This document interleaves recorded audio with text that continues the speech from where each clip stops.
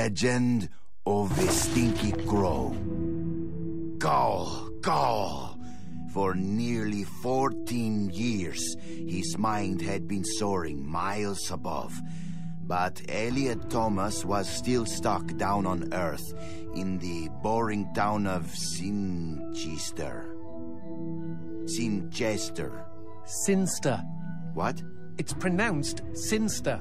How do you know? My cousin's from Sinster. Never mind. Keep going. Alone in his treehouse, he glued feathers to his wingsuit, readying himself for the day he would join the phoenixes and quetzalcoatls in the sky. "Dinner time," cried his mother from their house across the yard. Elliot sat at the center of the table. A TV dinner was challenging his BO as the dominant smell in the room. On his left, his mother yammered about her day at the ER. On his right, his father was absorbed in his smartphone. As for Elliot, his eyes were fixed on the ceiling fan, the most fascinating personality within a 10-foot radius. In homeroom the next day, Justin Schmakovsky threw a crappy paper airplane at him. Within seconds, Elliot had built a superior vessel. He stood up on his chair and swiftly launched the Papierflieger. What? At his unsuspecting enemy. Go, Papierflieger, go! Zoom, splort. The marvel of paper aviation lodged itself in Justin's tender eyeball. "Mr. Thomas," bellowed their teacher, "go to the principal's office." Later that day, Elliot was cooing quietly to himself as he bought a candy bar in the lobby.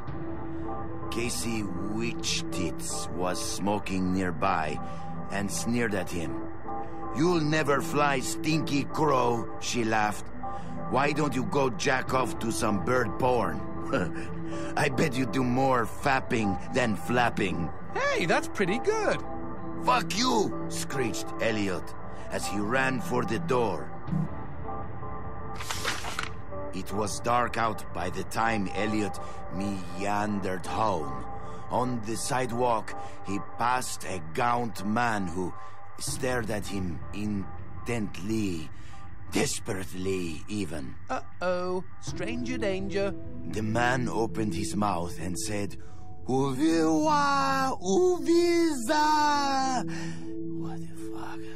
Elliot had planned to eat his candy bar tonight while he finished his masterpiece, but he instead held it out to the man.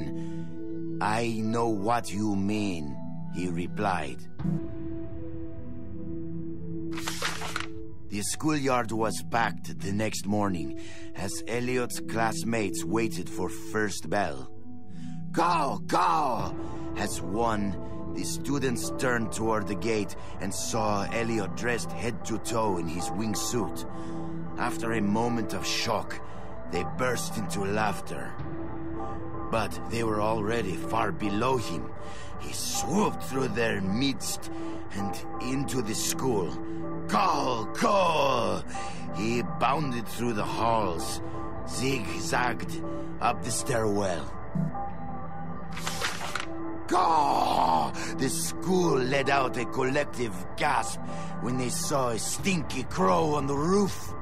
With a triumphant snap, he spread his wings, and a moment later, he had leapt. The next 2 seconds were the most beautiful of Elliot's entire life. He could feel their eyes upon him. He was flying, and their awe was keeping him aloft. 10 minutes later, as guidance counselors wiped bits of Elliot off sobbing students, and the police struggled to piece together the story you are reading now, Elliot's teacher looked down at the wreckage of the boy on the pavement and never forgot what he saw. One bloody hand had formed a peace sign. The other was giving him the finger. It's like an Alanis Morissette song. The end. Okay, lovely. I don't think I'll sleep for weeks. Quidad, cojones.